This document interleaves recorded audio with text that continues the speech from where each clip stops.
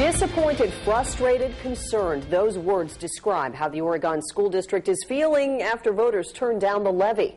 Good evening, I'm Laura Emerson. And I'm Sean Haggerty. Board members say they now have a difficult challenge ahead of them as they try to fill a $2 million deficit for the next fiscal year. Fox Toledo's Sharia Davis just returned from Oregon. She's live with what the district is planning to do. Yeah, after going door to door looking for community support, voters still didn't budge. Now the axe is coming out, but board members and the superintendent want to be extra careful before the chopping begins.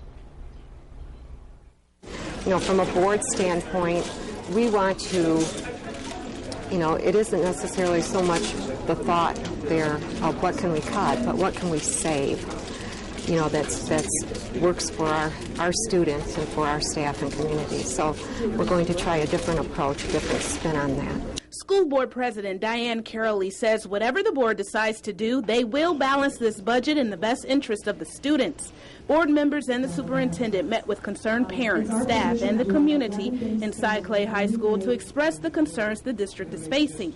The board had talked about closing down an elementary school, reducing busing, and cutting other programs if the levy failed. Those items are still on the table to be cut, but they want to make sure they try to preserve academics. Superintendent Dr. Mike Zoller says only 2 precincts in Oregon passed the levy. Parents in the district invest a lot of time and money in Oregon schools, but the economy played a major role, and that's why he believed the levy failed.